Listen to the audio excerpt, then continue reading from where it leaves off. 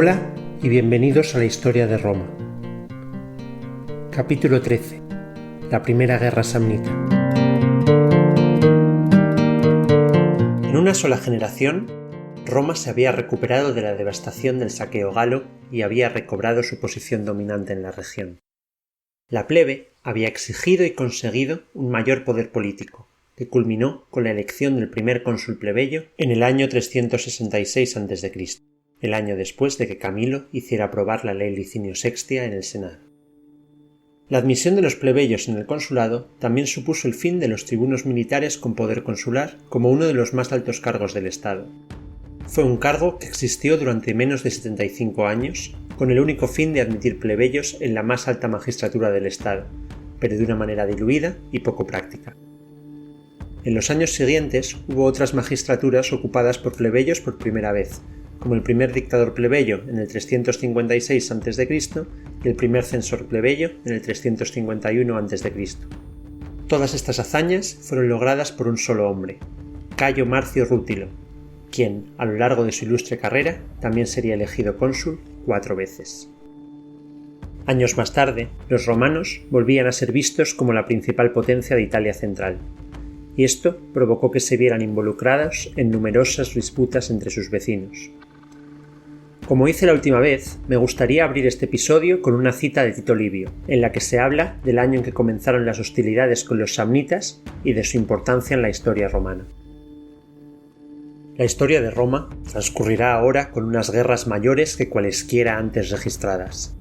Mayores tanto si consideramos las fuerzas enfrentadas, el tiempo que duraron o la extensión del territorio sobre el que se libraron. En este año comenzaron las hostilidades con los samnitas, un pueblo fuerte en recursos materiales y en poder militar. Nuestra guerra con los samnitas, con sus diversas fortunas, fue seguida por la guerra contra Pirro, y esta, a su vez, por la guerra contra Cartago. ¡Qué capítulo de grandes sucesos! ¿Cuán a menudo hubimos de pasar por los peligros más extremos para que nuestro dominio fuera elevado a su grandeza actual? Así pues, Roma estaba en la primera etapa de su camino a la gloria. Los samnitas, como su propio nombre indica, eran un conjunto de tribus provenientes del Samnio, que es la región montañosa del centro meridional de Italia, es decir, la parte sur de los montes Apeninos y justo al sur del Lacio, la región de Roma. Eran una sociedad principalmente rural y ganadera, aunque en los últimos siglos se habían extendido a los valles fuera de las montañas y también practicaban la agricultura y el comercio marítimo, principalmente exportando lana. Según los historiadores romanos, que seguramente querían ensalzar la virtud del enemigo al que tanto les costó vencer, era una sociedad altamente militarizada, que no dudaban en emplear la fuerza para obtener nuevos territorios, para expandir su nueva economía agraria o para obtener un nuevo acceso marítimo. En los años previos al conflicto con Roma, los samnitas se habían introducido en la región de Campania, de tierras ricas y fértiles, y con acceso al mar Tirreno, en la parte occidental de Italia. En aquellos tiempos, la ciudad más importante de la región era Capua, situada a unos 26 kilómetros al noreste de la actual Nápoles. Conocida por su rico suelo y su suave estilo de vida, Capua no era rival para los aguerridos guerreros samnitas, que la atacaron en el año 343 a.C. Aterrados, los capuanos buscaron ayuda y solo podían pensar en una potencia lo suficientemente grande para enfrentarse a los samnitas, así que enviaron mensajeros a Roma. Sin embargo, los romanos rechazaron toda petición de ayuda.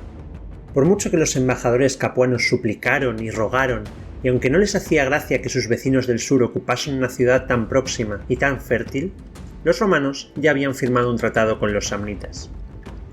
Apenas unos años antes, ambas potencias en expansión habían firmado un pacto de no agresión y establecido la frontera entre ambos en el río Liri. Así que, los romanos habían firmado un tratado y hecho juramentos ante los dioses, y no era cuestión de romperlos por una ciudad con la que tampoco tenían demasiada relación. Los desesperados capuanos dieron entonces un paso extraordinario. Entregaron formalmente Capua, su tierra y sus ciudadanos a Roma, convirtiéndose voluntariamente en súbditos de Roma. Los senadores se sintieron profundamente conmovidos por este acto. Un pueblo de rico patrimonio, famoso por su orgullo y hasta hacía poco dominante en su región, tenía ahora tan roto el ánimo que se ponían a sí mismos y todas sus propiedades bajo el poder y la autoridad de otros. Enseguida se convirtió en una cuestión de honor para Roma. Los hombres que se habían entregado formalmente a sí mismos no debían ser abandonados a su suerte. Se resolvió que la nación samnita cometería un acto ilícito si atacaba una ciudad y territorio que al entregarse se había convertido en posesión de Roma. Los romanos enviaron a sus propios emisarios a Samnio, donde explicaron que Capua era ahora territorio romano, y que según su tratado de alianza, los samnitas debían desistir de todo ataque. Por supuesto, los samnitas no lo aceptaron. Ellos habían empezado su campaña contra Capua y estaban respetando a los romanos sin tocar ninguno de los territorios del norte como establecía su tratado. Los samnitas, insultantemente, ordenaron una incursión en Campania delante de los enviados romanos. Los romanos, ofendidos por esta evidente violación del protocolo, no tuvieron más remedio que declarar la guerra. Desde su punto de vista, ellos no violaban ningún tratado. Los samnitas iban a atacar territorio romano y ellos solo iban a defender legítimamente lo que era suyo. Y así comenzó la Primera Guerra Samnita.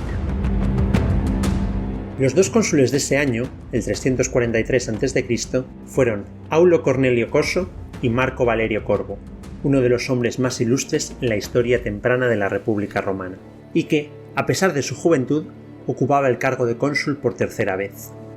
Marco Valerio Corvo era miembro de la prominente familia Valeria, cuyo famoso patriarca ancestral era el mismísimo Publio Publícola.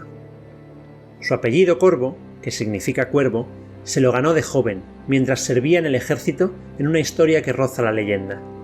Las legiones se enfrentaban a un ejército de galos cuando un enorme luchador galo se adelantó y retó a cualquier romano a un combate singular.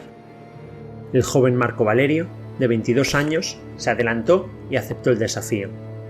Mientras se acercaba al galo, un cuervo se posó en su hombro, un buen presagio y señal de que los dioses le favorecían. Los galos se preocuparon por este claro presagio, pero siguieron adelante con el combate de todos modos.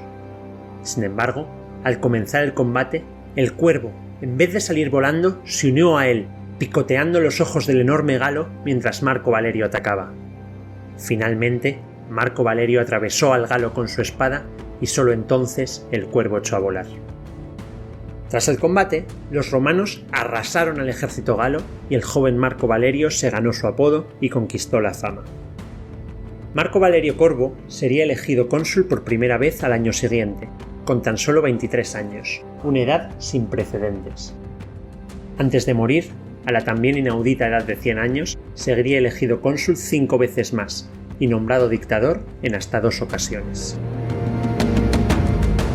Volviendo a la guerra con los samnitas, los dos cónsules se repartieron las tropas y las misiones. Marco Valerio Corvo fue enviado a proteger Campania y su colega, Aulo Cornelio Coso, fue enviado a invadir Samnio. Supusieron que entre los dos derrotarían a los samnitas en poco tiempo. Corvo fue el primero en encontrarse con el enemigo. Establecido su campamento junto al monte Gauro, los samnitas invasores lo descubrieron y se lanzaron al ataque. La batalla fue feroz y dificultosa, pues nunca antes los romanos habían luchado contra un enemigo tan hostil y pertinaz como los samnitas. El propio cónsul, Marco Valerio Corvo, tuvo que ponerse al frente de la caballería y atacar, y ni aun así los samnitas cedían terreno. La batalla se estaba alargando un tiempo considerable. Había una terrible masacre alrededor de los estandartes samnitas, pero estos no daban señal alguna de huida. Estaban resueltos a que solo la muerte les venciese. Los romanos vieron cómo se agotaban sus fuerzas por la fatiga y que no quedaba mucha luz diurna. Así que, espoleados por la rabia y la decepción, se arrojaron temerariamente contra su enemigo. Entonces, por primera vez, se vio a los samnitas cediendo terreno y preparándose para huir. Estaban siendo hechos prisioneros y muertos por todas partes, y no muchos habrían sobrevivido si la noche no hubiese puesto fin a la persecución. Cuando se preguntó a los samnitas qué fue lo que finalmente les había hecho huir tras toda esa tenacidad, dijeron que los ojos de los romanos parecían como de fuego, y sus caras y expresiones como las de locos. Fue esto, más que otra cosa, lo que les llenó de terror. La victoria fue completa, y los ciudadanos de Capua salieron a felicitar a sus salvadores. Incluso Cartago, que en aquel entonces era un aliado de Roma, envió sus felicitaciones por el resultado de esta batalla, junto con una corona de oro de 8 kilos que se colocó en el templo de Júpiter en Roma. Mientras tanto, Aulo Cornelio Coso, el otro cónsul que se había adentrado en Samnio, a punto estuvo de perder a todas sus tropas. El cónsul había conducido a su ejército por un paso de montaña que descendía hasta un estrecho valle, sin darse cuenta de que los samnitas habían tomado posiciones en lo alto, esperando en completo silencio hasta que la columna se adentrase del todo en el valle y la retirada fuera imposible para acribillarlos a proyectiles. Por suerte para los romanos, uno de los tribunos del ejército, Publio Decio, vio a los samnitas emboscados y además se dio cuenta de que estaban situados bajo un escarpado risco. Si una pequeña compañía de romanos podía tomar aquel risco, entonces podrían disparar los samnitas a discreción, permitiendo a las legiones escapar. Decio mismo se escabulló con unos pocos voluntarios y tomó el risco antes de que los samnitas se dieran cuenta. Inmediatamente comenzaron a lanzar flechas y jabalinas contra ellos. En la confusión, Coso pudo retirar su ejército a un lugar seguro, pero Publio Decio y los voluntarios se quedaron en el risco, rodeados por un ejército de samnitas furiosos a los que se les acababa de negar una victoria fácil. El destacamento romano, seguro en las alturas, pudo resistir hasta el anochecer, momento en el que decidieron arriesgarse a huir, escabulléndose a través del ejército samnita, en lugar de permanecer en el risco y morir de hambre. A escondidas, en silencio, estaban ya por la mitad del campamento samnita cuando uno de los romanos dejó caer su escudo sobre un samnita dormido. Inmediatamente, Decio empezó a gritar a sus hombres que atacaran a todo lo que se moviera. Estaban probablemente condenados, por lo menos querían causar el mayor daño posible al enemigo. Entretanto, los samnitas, medio dormidos y aterrorizados por la repentina y violenta conmoción, no sabían a quién atacar. Milagrosamente, Decio y sus hombres se abrieron paso a través del ejército samnita, matando todo a su paso. Al llegar al otro lado, la misión suicida romana no había perdido ni a un solo hombre. Por la mañana se dirigieron al campamento romano y fueron recibidos con un atronador aplauso. El cónsul, Aulo Cornelio Coso, estaba a punto de pronunciar un gran discurso, elogiando a los valientes soldados, cuando el tribuno le cortó, diciendo que los samnitas estaban en completo desorden y que era el momento de atacar. El cónsul aceptó el consejo y envió al ejército, que encontró a los samnitas exactamente como Decio había descrito. Los atacaron inmediatamente y lo que podía haber sido un completo desastre terminó en una clara victoria romana. La guerra empezaba bien. Los romanos habían ganado sus 2 primeros enfrentamientos con los samnitas, pero el primero había sido inesperadamente duro, y el segundo habría sido un desastre de no haber sido por un pequeño error táctico samnita y mucha suerte romana. La tercera y última batalla de la guerra se libró cerca de la frontera entre Campania y Samnio. Marco Valerio Corbo recibió noticias de que el ejército que había expulsado se estaba reagrupando y planeaba volver a alzarse. Con prisas, Corbo ordenó a su ejército avanzar, dejando atrás todo lo que no fuera esencial, tanto personal como equipo. Marcharon solo con la infantería, caballería y lo que pudieran llevar a la espalda. Esta decisión de ir ligeros de equipaje fue inesperadamente el factor decisivo en el combate que se avecinaba. Cuando el ejército llegó a la frontera, Corbo ordenó construir un campamento, pero como habían viajado con tan poco material y personal, el campamento resultó ser físicamente mucho más pequeño de lo que los samnitas estaban acostumbrados a ver construir a los romanos. Supusieron que esto significaba que había acampado una fuerza menor, y todas sus decisiones estratégicas se derivaron de esta suposición errónea. Decidieron que lo mejor sería matar de hambre a la pequeña guarnición romana, y empezaron a prepararse para un asedio.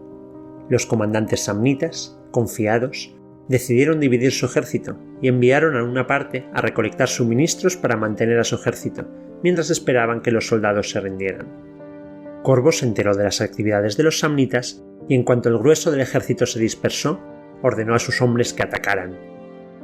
Los samnitas se sorprendieron cuando todas las legiones romanas salieron del pequeño campamento y eran muchos más que el pequeño destacamento contra el que habían supuesto que se enfrentaban. El ejército de Corbo tomó el campamento samnita casi sin luchar, y luego pasó el resto de la jornada buscando y matando a las pequeñas partidas samnitas dispersas. Esta victoria marcó el final de la Primera Guerra Samnita. Marco Valerio Corvo y Aulo Cornelio Coso recibieron sendos triunfos, y Publio Decio, el tribuno que había conseguido la victoria de Samnio, recibió la corona de hierba por sus hazañas. La corona de hierba era el honor militar más prestigioso y raramente concedido. Era la más alta condecoración que podía recibir un soldado romano. Se otorgaba a un individuo que por sí solo, o casi por sí solo, salvaba a toda una legión de la destrucción. Era un honor poco frecuente, porque solo se concedía por votación de los propios legionarios salvados, y hacían falta circunstancias extraordinarias para que los orgullosos soldados romanos admitieran que habían tenido que ser rescatados. Pero en este caso se entendió universalmente que Decio les había salvado el pellejo, así que se llevó la corona de hierba. Tras la victoria y el fin de los combates, los romanos se vieron obligados a lidiar con problemas inesperados en sus propias filas. Durante el invierno del 342 al 341 a.C., las legiones se acuartelaron a lo largo de Campania para evitar nuevas agresiones samnitas. La guarnición más grande estaba fuera de Capua. La ciudad era famosa por su vida suave y fácil y tuvo un efecto perjudicial sobre la disciplina militar.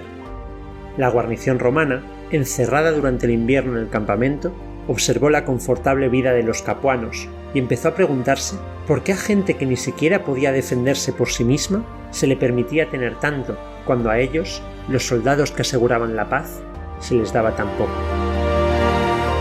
Los cónsules de aquel año empezaron a oír rumores de motín procedentes de las legiones campanas y tomaron medidas para cortar de raíz la conspiración, con nefastas consecuencias. El plan consistía en reasignar discretamente a los conspiradores y mezclar a los grupos de soldados para que no se pudieran trazar planes concretos. Pero los conspiradores no tardaron en darse cuenta, y en lugar de presentarse en sus nuevos destinos, se reunieron en un punto acordado y empezaron a planear activamente una rebelión. Pronto se hicieron fuertes en número, pero les faltaba un líder que los convirtiera en una unidad cohesionada. En una muestra clásica de ego y orgullo contraproducentes, nadie estaba dispuesto a someterse al mando de nadie. La respuesta llegó de donde menos lo esperaban. Resulta que un general retirado, Tito Quincio, vivía por esa zona.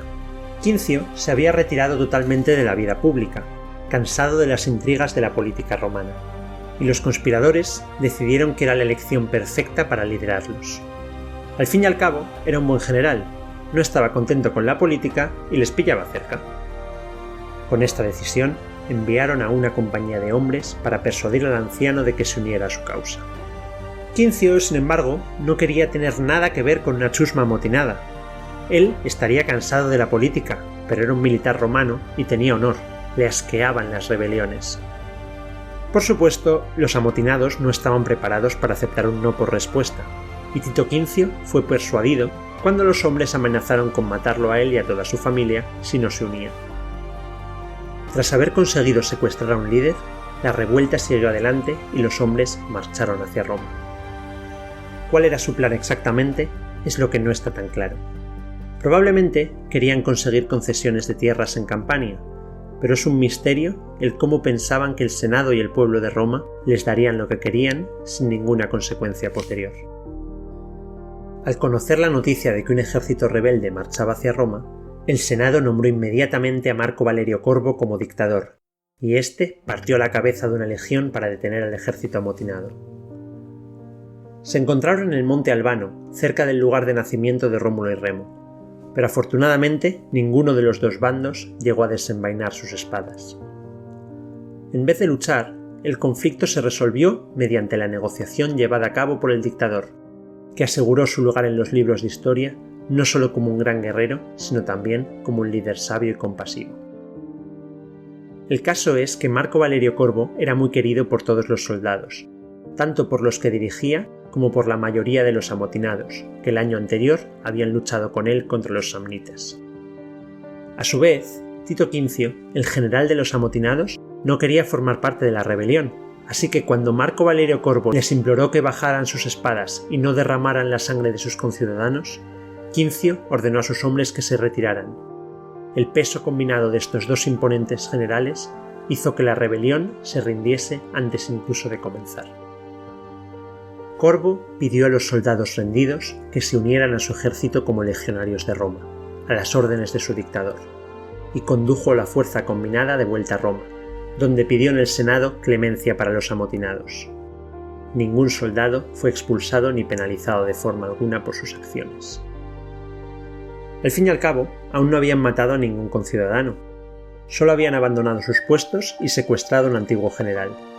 Todos volvieron a los cuarteles que les correspondían con un agradecimiento aún mayor a Marco Valerio Corbo, que había solucionado el problema de la manera más pacífica posible.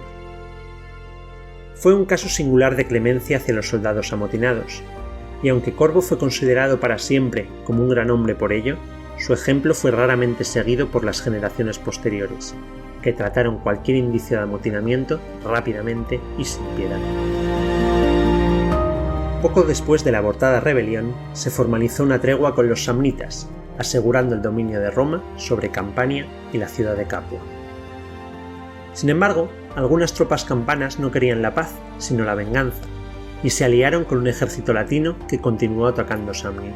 Las comunidades latinas esperaban apoderarse de algunas tierras samnitas y aumentar su propio poder en la región, siempre buscando poder rivalizar con Roma en el control de Italia central, o al menos que el poder relativo de Roma sobre ellos disminuyese. Los samnitas inmediatamente apelaron a los romanos para que detuvieran los ataques. ¿Acaso no acababan de firmar un tratado de paz? Los romanos accedieron a ordenar a los campanos, que ahora eran sus súbditos, que se detuvieran, pero alegaron que su tratado con los latinos no les otorgaba ninguna autoridad sobre sus propias decisiones militares internas. Esta decisión tuvo dos efectos. Por un lado, ofendió a los samnitas, que pensaban que los romanos se escondían detrás de tecnicismos legales para seguir atacándolos continuamente. ¿Es que Roma no tenía poder sobre los latinos, a los que había vencido y gobernaba de facto sobre ellos? Por otro lado, los latinos entendieron de esta respuesta que los romanos no se creían capaces de detenerlos. Tal vez había llegado el momento de replantearse la relación que tenían con Roma. Durante más de 100 años, las comunidades latinas habían enviado hombres y dinero para luchar en las guerras romanas, y a cambio solo habían recibido una mísera parte del botín. Así que se olvidaron de los samnitas y decidieron atacar a la propia Roma. Era el momento de reclamar igualdad. Los romanos, que acababan de concluir una guerra, estaban a punto de verse envueltos en otra, la guerra latina, que no acabaría exactamente como los latinos habían planeado, y cuyo resultado no sería la plena igualdad de latinos y romanos, sino la total sumisión al dominio romano. Para esta guerra, curiosamente, los romanos se aliarán con los samnitas para acabar finalmente con los latinos. Y es que la primera guerra samnita no había sido más que un aperitivo entre samnitas y romanos.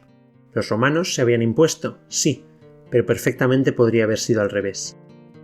20 años más tarde, la segunda o Gran Guerra Samnita comenzaría, y no duraría 2 años, sino 22. En esa guerra, los samnitas propinaron a los romanos algunas de sus mayores y más humillantes derrotas, que obligó a cambiar completamente la estructura militar romana. Pero para esa guerra aún faltaba una generación. En el próximo episodio, los romanos unirán fuerzas con los samnitas para acabar para siempre con los sueños latinos de independencia.